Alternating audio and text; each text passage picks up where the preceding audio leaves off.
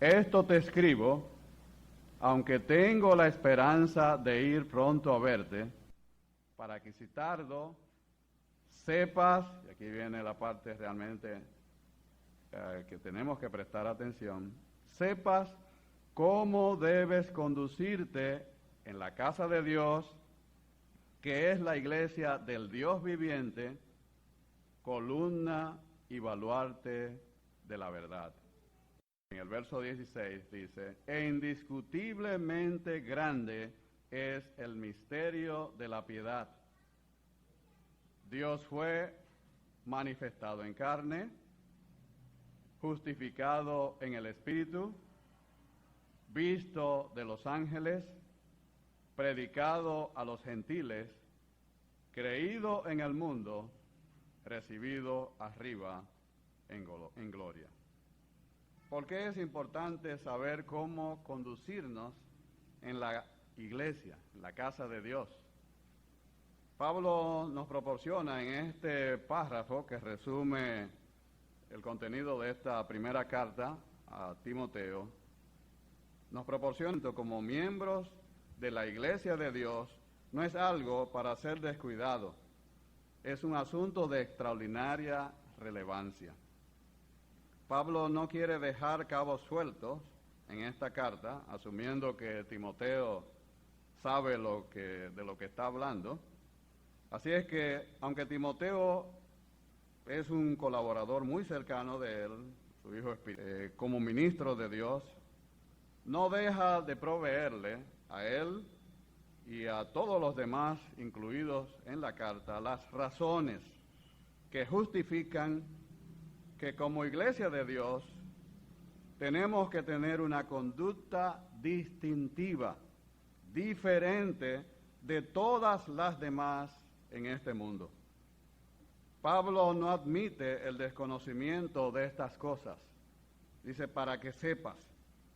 No quiere que Timoteo, ni tampoco nosotros, desconozcamos que nuestro comportamiento tiene razones de peso que obligan a que seamos diferentes de todas las demás cosas en este mundo. Que tengamos una manera de conducirnos que distinga nuestro propósito y nuestro mensaje. Así es que las razones que presenta Pablo en este texto que hemos leído, que es un resumen del contenido de toda la carta, para justificar esa conducta distintiva de la iglesia, son tres. La naturaleza divina de la iglesia es la casa de Dios, es la iglesia del Dios viviente. La misión divinamente encomendada, ser columna y baluarte de la verdad, y también el extraordinario contenido del mensaje a revelar por ella, el indiscutiblemente grande misterio de la piedad, del verso 16. Como decía, nada ha demostrado cuán evidentemente es necesario que sepamos cómo conducirnos como miembros de la iglesia, precisamente el Waterloo, si pudiéramos decirlo así, de la iglesia. Desconocemos la naturaleza de la iglesia, su misión y sobre todo la grandeza del contenido de su mensaje. Puso de manifiesto lo que realmente se ha convertido en importante para muchos llamados miembros de la iglesia de Dios, de esa columna y baluarte de la verdad. ¿Qué es importante para nosotros? ¿La iglesia es importante? ¿Qué fue lo primero en lo que pensamos cuando nos enteramos de la expansión de la pandemia? ¿En qué fue lo primero que pensamos? ¿En nuestra familia? ¿En nuestras propiedades? ¿En nuestros bienes? ¿En nuestra propia vida? Todo esto, hermanos, no ha hecho más que evidenciar el desconocimiento que tenemos de la naturaleza de la iglesia que pertenecemos, su misión y su mensaje. Pablo escribió esta carta movido por la preocupación personal por Timoteo, su joven colaborador, y el bienestar de la iglesia local de Éfeso, que había dejado bajo el cargo de éste.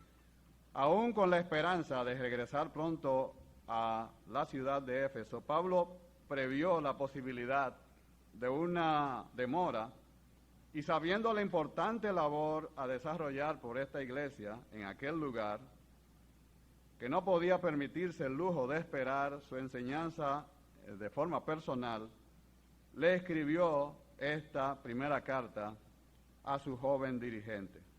Y el propósito que Pablo destaca en esta carta es la importancia de la conducta cristiana, el lugar importante de la conducta cristiana en esta dispensación que es la iglesia, la institución más importante sobre la faz de la iglesia. No hay otra institución que tenga más relevancia, más importancia que la iglesia sobre la faz de la tierra en esta dispensación que la iglesia. ¿Cómo comportarnos en la iglesia, la casa de Dios, la iglesia del Dios viviente? El término conducta cristiana puede traer a la mente diferentes pensamientos en diferentes personas. Para que sepas, dice Pablo, cómo debes, el término griego aquí es dei, conducirte, y el término griego es anastrefo. ¿Se refiere Pablo a la conducta de Timoteo o a la de todos los involucrados en la carta, los miembros de aquella iglesia local? El término traducido como debe, del griego dei, que es un verbo impersonal, la traducción correcta al ser un verbo impersonal debería ser es necesario, se debe, es menester, se necesita, se tiene la obligación de. Es decir, que el texto debería ser para que sepas cómo es necesario, o sea, cómo es menester, cómo se tiene la obligación de, y aquí hay que agregar a la palabra conducir, anastrefo, la terminación te o se, cómo es necesario conducirte o conducirse en la casa de Dios, que es la iglesia del Dios viviente. El término anastrefo en las voces media y pasiva significa conducirse, comportarse y denota principalmente la manera de vivir de uno y su carácter. Es decir, que se refiere a toda la vida del creyente, su comportamiento externo, pero también su carácter interno. Es decir, que se refiere a toda la vida del creyente, su comportamiento externo, pero también a su carácter interno, el personal, el interpersonal, el espiritual, y lo que son también nuestras relaciones con nosotros mismos, con nuestros semejantes y sobre todo con nuestro Dios. Todo esto está a la vista. Cuando los grandes pensadores o filósofos de la época de Pablo trataron sobre la conducta humana, lo hicieron desde un punto de vista ético, apelando a la razón y la responsabilidad de cada ciudadano de promover con su buen comportamiento la estabilidad de la sociedad. Hoy vemos a los gobiernos de los diferentes países del mundo, producto de esta pandemia que ha afectado a todo el mundo, apelando a las mismas razones, a las mismas cosas, a la razón y a la responsabilidad de sus ciudadanos para que estos adopten un comportamiento correcto frente a la pandemia del COVID-19. Sin embargo, no ha habido forma de reducir lo que en nuestro país se llama teteo, que es salir y respetando la cuarentena, a divertirse, a bailar en bares, aglutinándose, ingiriendo abundante bebida, alcohol, fumando juca. O sea, todo esto en medio de un pleno crecimiento de contagios, asumiendo una conducta totalmente libertina e irresponsable. Pero el problema del rechazo a una conducta más prudente no reside en la falta de razonamiento o en el desconocimiento, es decir, el no saber sobre lo que son nuestras responsabilidades ciudadanas.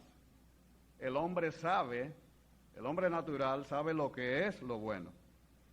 Pero tal como nos revela el apóstol Pablo en Romanos 7:23, hay una ley que es mucho más fuerte que lo bueno que el hombre sabe y a lo mejor que él mismo desea hacer. Dice el apóstol Pablo en Romanos 7:23, veo otra ley en mis miembros que se revela contra la ley de mi mente y me lleva cautivo a la ley del pecado que está en mis miembros. El problema reside realmente, conforme a lo que nos revela la palabra de Dios, en el corazón del hombre, que controlado por la ley del pecado, se ocupa de las cosas de la carne, de las cosas de Satanás, de las cosas del mundo. La apelación del apóstol Pablo para una conducta piadosa se basan en Dios y en las demandas más elevadas que la vida en comunión con Él hacen sobre el creyente. El apóstol Pablo va más allá de lo que generalmente conocemos como portarse bien en la iglesia. Es importantísimo, indudablemente, que la reverencia que mostramos en nuestras reuniones de adoración, pues son una clara indicación de la importancia que damos a la iglesia reunida para adorar. El contexto de este pasaje nos deja ver que Pablo apuntaba más bien a la seriedad y gravedad de la obra continua que debe desarrollar la iglesia en todas sus fases. Le interesaba quiénes serían los ministros y líderes de la iglesia. Era de importancia particular que los ministros de la iglesia fuesen hombres que conociesen, que amaran y reverenciaran profundamente los misterios de la palabra de Dios, revelado por la palabra de Dios, la sana doctrina, y por ello Pablo ofrece una aguda definición de la iglesia como la casa, la familia de Dios, que es también la iglesia del Dios viviente. La propia naturaleza divina de la iglesia, es lo que nos está diciendo Pablo, nos exige, nos demanda una conducta piadosa, una conducta santa a todos los que pertenecemos a ella, para que sepas cómo conducirte en la casa de Dios, que es la iglesia del Dios viviente. Pablo define a la iglesia como la casa de Dios, es decir, una familia sagrada. La primera frase describe al pueblo de Dios como una casa, del griego oikos, o familia, cuyo amo es Dios. Una fraseología muy común para Pablo, por ejemplo, lo vemos en Gálatas capítulo 6, versículo 10, al escribir a los santos en la iglesia de Galacia, Pablo les dice, según tengamos oportunidad, hagamos el bien a todos y especialmente a los que son de la familia de la fe. Igualmente, en la carta a los Efesios les dice, en Efesios capítulo 2, versículo 19, Ya no sois extraños ni forasteros, sino ciudadanos de los santos y miembros de la familia de Dios. En la mente del apóstol, la casa de Dios abarca a los santos reunidos como una congregación local. No está pensando en creyentes en solitario, sino en creyentes, plural, como parte de una iglesia local. Y esa congregación local constituye una familia, en donde Dios es el Padre y los creyentes son sus hijos. Por tanto, los creyentes son hermanos entre sí. Somos la familia de Dios, lo que significa que las implicaciones son profundas. Entramos a formar parte de esta nueva familia mediante la fe en el Hijo de Dios. Y así nos convertimos en hijos del Dios viviente. Nacemos de arriba. Dice San Juan, en el capítulo 1, versículos 12 y 13, a todos los que les recibieron, que creyeron en su nombre, les dio derecho a ser hechos hijos de Dios, que no nacieron de sangre, ni de voluntad de carne, ni de voluntad de hombre, sino de Dios. Tenemos un Padre, que es Dios. Tenemos un Salvador, que es Jesucristo. Y todos hemos recibido el mismo Espíritu, el Espíritu Santo de Dios. Por tanto, somos hermanos. Ahora tenemos una relación divina entre nosotros, que a veces no es tan divina. No es una relación temporal como nuestra familia terrenal, es una relación eterna. Vivir con los santos sabemos que puede ser un desafío. En ocasiones tenemos conflictos con nuestros hermanos en la fe y no siempre parecemos ser tan fraternos. Pero el diseño de Dios es que sea una relación gloriosa.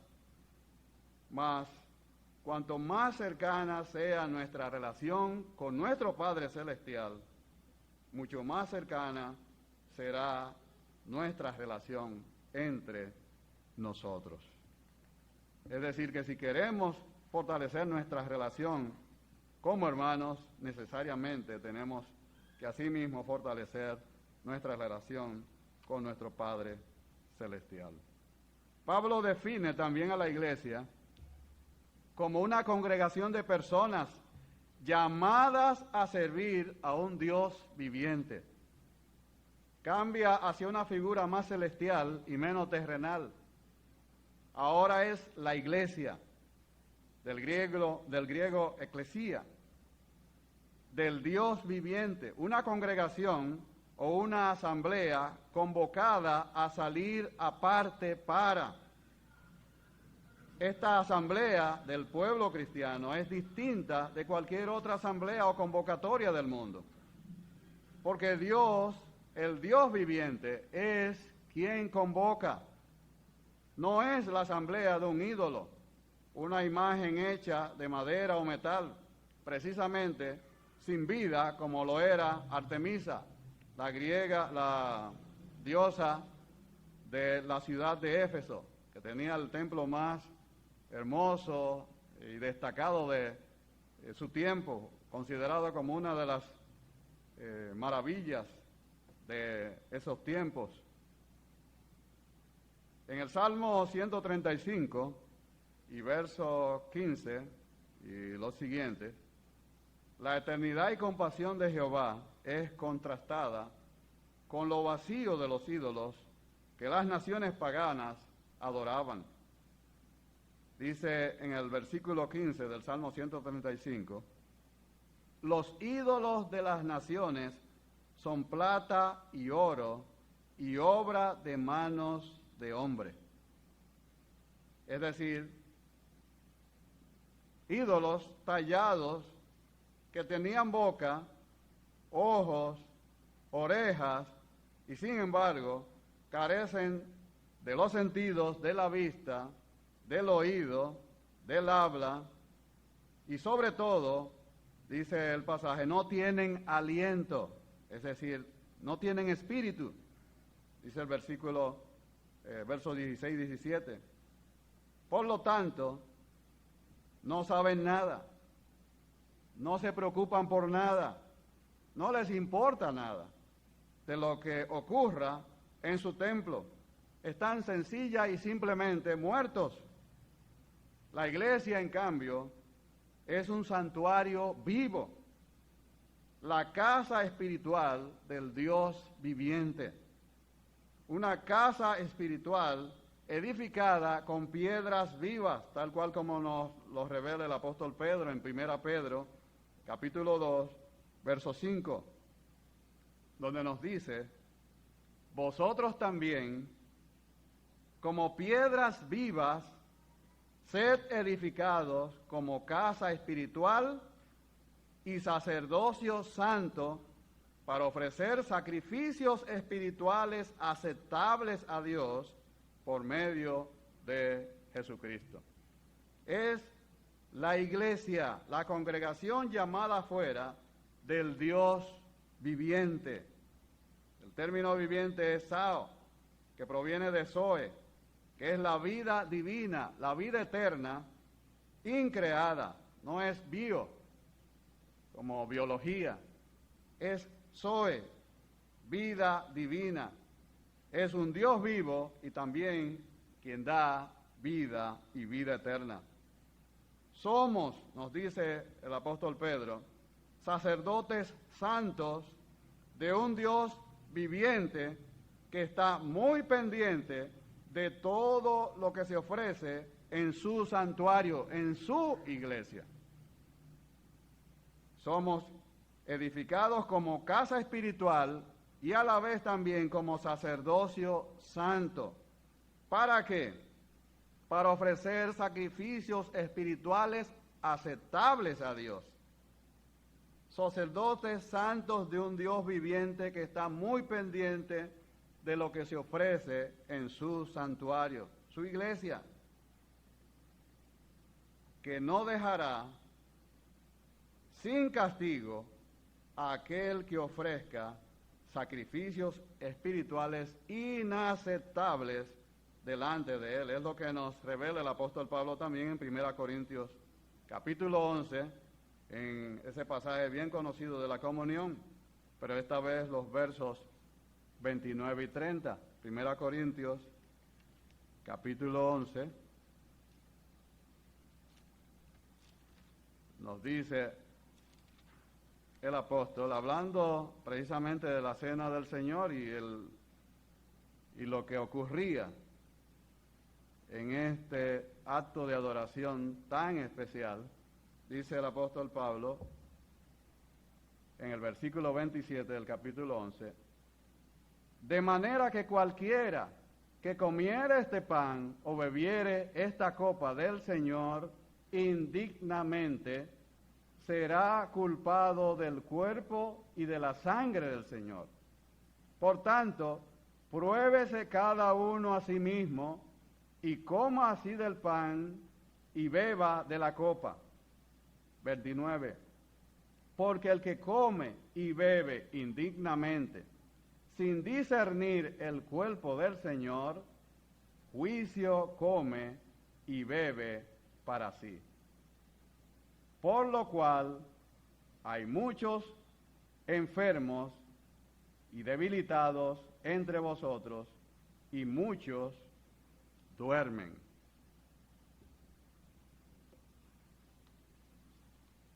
Se cita a Martín Lutero diciendo, en mi casa, en mi propia casa, no hay calor ni vigor en mí. Pero en la iglesia, cuando la multitud se reúne, un fuego se enciende en mi corazón y se abre paso. Hermanos, no hay un lugar más trascendente, más importante sobre toda la faz de la tierra, que el lugar donde se congrega en su nombre la iglesia del Dios viviente. su iglesia local. No es la iglesia universal a la cual el apóstol Pablo se está refiriendo, es la iglesia local, donde se reúne cada iglesia local. Allí, donde se reúne en el nombre del Señor, está presente la presencia del Dios, creador del universo. Así que no hay un lugar, hermanos, más importante sobre la faz de la tierra que en el lugar donde se congrega cada iglesia local. ¿Y por qué? Porque allí, en ese lugar, en ese momento, donde están los santos del Señor congregados, está su presencia misma. Mateo 18:20, porque donde están 2 o 3 congregados en mi nombre, allí estoy yo en medio de ellos. Asimismo, 2 Corintios 6:16, habitaré entre ellos y caminaré entre ellos y seré su Dios y ellos serán mi pueblo. ¿Dónde es que Dios va a habitar y va a caminar entre ellos? Hermanos, es donde se congrega la iglesia local. Ahora bien, el privilegio de ser llamados a vivir en la presencia de Dios conlleva una gran responsabilidad, que es la de vivir una vida digna de aquel que nos ha llamado. El llamado de Dios a los hebreos para que salieran de Egipto para asociarse con Él, con el Señor, requería que fueran santos. Levítico 11:45. Y nuestra pertenencia a la iglesia del Dios viviente nos hace la misma demanda. Como dice el apóstol Pedro, en 1 de Pedro, capítulo 1, versos 15 y 16, sino como aquel que os llamó es santo, sed también vosotros santos en toda vuestra manera de vivir. Porque escrito está, sed santos, porque yo soy santo. La segunda razón que nos da el apóstol Pablo en este pasaje para una conducta piadosa, diferente, distintiva de todas las demás que pudiésemos observar en el mundo, es que la iglesia existe para exhibir, para promover, para proclamar la verdad sobre la cual ella también se apoya. Nos dice el apóstol Pablo en nuestro texto, la iglesia, para que citarlo sepas cómo debes conducirte en la casa de Dios, que es la iglesia del Dios viviente, columna y baluarte de la verdad. Pablo sigue construyendo sobre imágenes en esta última frase, en esta frase descriptiva de la iglesia, y esta vez para caracterizarla en términos de su misión principal: ser la columna y el fundamento de la verdad. Esta verdad, que es descrita en el versículo 16, en términos de 6 cláusulas, algunos teólogos dicen que es un himno de la iglesia primitiva, que giran alrededor de la persona y la obra de Jesucristo. En sí misma esta verdad es evidentemente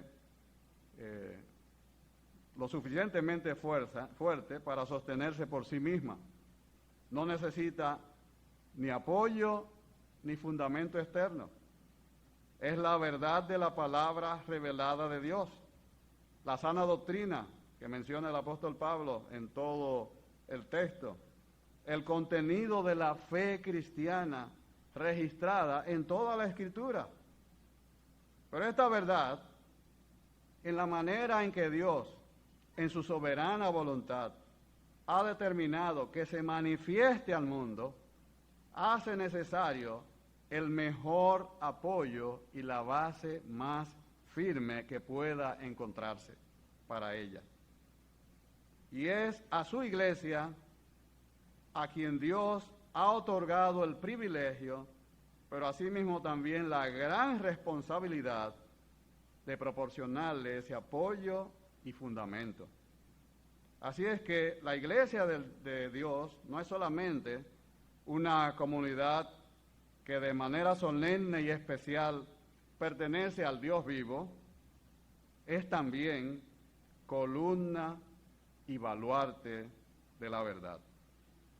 El propósito del pilar, de una columna, es mantener firme la estructura que se coloca encima de ella. Generalmente uno coloca una viga, debajo de la viga hay una columna, o sea que la viga está encima y encima de la viga, por lo regular, viene el techo. Es la figura que el apóstol Pablo estaba viendo, que había visto en las construcciones de estos templos, y muy particularmente en el templo de Artemisa, que según los historiadores tenía unas 127 columnas. Imagínense qué impresionante debía ser esta estructura. Unas 127 columnas con una altura también igualmente impresionante para sostener ese techo. O sea, el pilar, el propósito de él es mantener firme el techo y además empujarlo lo más alto que se pueda para que así mismo pueda ser visto en la distancia. La verdad debe mantenerse en alto para que no se oculte al mundo, para que sea posible verla a gran distancia. Ese es el propósito también de la iglesia. El apóstol Pablo está usando una figura bien descriptiva de lo que es esta misión de la iglesia, esta misión tan distintiva de la iglesia: ser columna y baluarte de la verdad. El baluarte es la base. Una columna es tan firme como lo sea su base.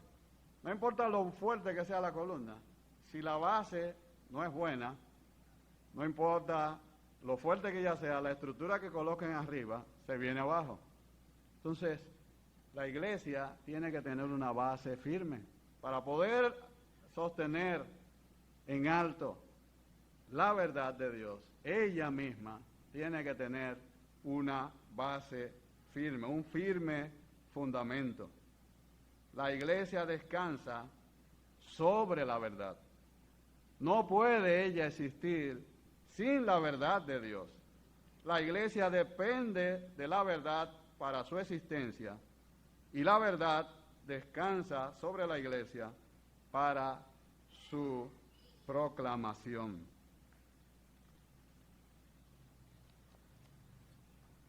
Qué extraordinario privilegio, hermanos, pero a su vez también qué gran responsabilidad se nos ha confiado. Todas estas consideraciones muestran cuán vital es la pregunta de qué manera debemos comportarnos como parte de esta institución sagrada. ¿Cómo debes comportarte en la casa de Dios, que es la iglesia del Dios viviente, columna y baluarte de la verdad?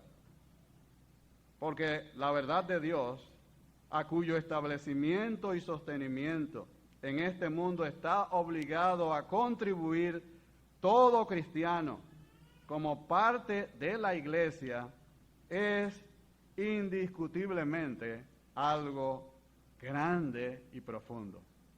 Indiscutiblemente grande es el misterio de la piedad. La palabra de Dios, la sana doctrina, dada en forma escrita, debe servir como base para nuestra vida como congregación de Dios. Y debe ser también el mensaje que le damos al mundo que nos rodea. Esta palabra debe saturar nuestras vidas y debe ser central en todas las actividades en las que participamos como creyentes, como iglesia del Dios viviente. Tal como nos revela la descripción que hace el apóstol Pablo de la iglesia. Su naturaleza divina debe ser distintiva, es distintiva. Su misión y su mensaje son distintivos. Por lo tanto, requieren también de una forma de conducirnos igualmente distintiva. El éxito de la misión evangelística de la iglesia no se basa únicamente en la presentación del Evangelio, sino también en el estilo de vida. ¿Cómo debes conducirte? Que debe adornar este mensaje, el mensaje que proclamamos, tal como nos lo indica el apóstol Pablo a Tito y a Timoteo, donde les dice a Tito 2:10, mostrándose fieles en todo, para que en todo adornen la doctrina de Dios, nuestro Salvador. Nada, hermanos, habla más fuerte que la conducta que debe acompañar a lo que decimos. Si estas dos cosas no están en completa armonía, nuestro discurso será vacío. No producirá ningún efecto en aquellos que oscurecen coherencia entre lo que decimos y lo que hacemos. La iglesia tiene por misión exponer ante todos los hombres el mensaje de la verdad de Dios contenida en el Evangelio, el glorioso Evangelio del Dios bendito, como lo identifica el apóstol Pablo, para que éstos puedan tener la oportunidad de ese encuentro vital con el Señor Jesucristo. Dios anhela la salvación de todos los hombres. Nos dice el apóstol Pablo en el capítulo 2 de esta carta y verso 4, que Dios desea que todos los hombres sean salvos y vengan al conocimiento de la verdad. Dios desea, tiene el anhelo, quiere, está dispuesto, pero esto no puede ser posible si el hombre no se muestra, o sea, si al hombre no se le muestra a Jesucristo, la forma de cómo hacerlo. Esto no solamente quedó en palabras, el mismo Señor dice, se dio a sí mismo en rescate por todos, y la obra de Cristo en la cruz fue suficiente para salvar a todos los pecadores, lo que no significa que todos serán salvos, por cuanto también interviene la voluntad del hombre. Y en ese preciso proceso de llevar a los hombres al conocimiento de esta verdad contenida en el Evangelio, es que interviene la iglesia con la proclamación del mensaje de salvación. La tercera razón no la vamos a ver en esta oportunidad, vamos a dejarlo hasta aquí, pero creo que hay dos razones más que suficientes, hermanos, para entender el porqué del apóstol Pablo escribir a su protegido discípulo, habiéndole encargado esta gran responsabilidad en esta congregación de tanta relevancia, el porqué le pide que sepa conducirse en la casa de Dios. Demanda que también nos corresponde a nosotros. No solamente toca a Timoteo como líder de la iglesia de Éfeso en aquel momento. No solamente nos corresponde a nosotros como ancianos. Indudablemente que hay aquí una gran responsabilidad también para nosotros como obispos, como diáconos, que el apóstol Pablo también toca en esta carta. Pero asimismo también es una responsabilidad de todos los que formamos parte de la iglesia del Dios viviente, columna y baluarte de la verdad. Que el Señor nos bendiga.